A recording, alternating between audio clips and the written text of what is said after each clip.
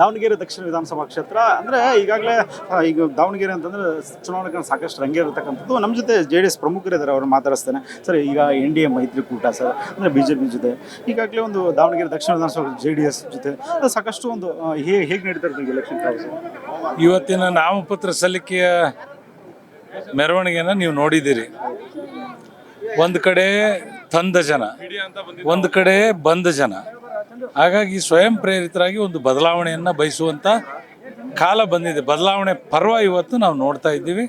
ಖಂಡಿತವಾಗಿ ಇವತ್ತು ದೇಶದಲ್ಲಿ ಮಾನ್ಯ ನರೇಂದ್ರ ಮೋದಿಜಿಯವರು ಹಾಗೂ ದೇವೇಗೌಡರು ಒಟ್ಟಾಗಿ ಇವತ್ತು ದೇಶದ ಹಿತಕ್ಕಾಗಿ ಹೆಜ್ಜೆಯನ್ನು ಹಾಕ್ತಕ್ಕಂಥ ಈ ಸಂದರ್ಭದಲ್ಲಿ ಒಂದು ರಾಜ್ಯದಲ್ಲೂ ಕೂಡ ಒಂದು ವಿಶೇಷವಾಗಿರ್ತಕ್ಕಂಥ ಒಂದು ವಾತಾವರಣ ನಿರ್ಮಾಣ ಆಗಿದೆ.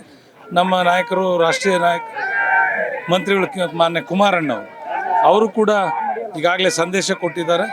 ನಾವು ಬರ್ತೇವೆ, BJPಯ NDA ಅಭ್ಯರ್ಥಿಯನ್ನು ಗೆಲ್ಲಿಸೋಣ, ಖಂಡಿತವಾಗಿ ಒಂದು ಈ 2028ಕ್ಕೆ ಒಂದು ದಿಕ್ಸೂಚಿ ಆಗ್ತಕ್ಕಂಥ ಚುನಾವಣೆ ಇದಾಗತ್ತೆ ಅನ್ನೋ ಸಂದೇಶವನ್ನು ಕೊಟ್ಟಿದ್ದಾರೆ. ಖಂಡಿತವಾಗಿ ಆ ರೀತಿ ನಾವು ಈ ಬಾರಿ JDS ಪಕ್ಷದ ಎಲ್ಲ ಮುಖಂಡರು, ಕಾರ್ಯಕರ್ತರು ಸಂಪೂರ್ಣವಾಗಿ ತೊಡಗಿಸಿಕೊಂಡು ಯಾವುದೇ ಭಿನ್ನ ಭೇದ ಇಲ್ಲದೆ ಮನೆ ಮನೆಗೆ ತೆರಳಿ ಅಭ್ಯರ್ಥಿಯನ್ನು ಗೆಲ್ಲಿಸಲಿಕ್ಕೆ ಸಂಪೂರ್ಣ ಪ್ರಯತ್ನ ನಾವು ಮಾಡ್ತೇವೆ ಅನ್ನೋದನ್ನು ಈ ಸಂದರ್ಭದಲ್ಲಿ. Thank you sir.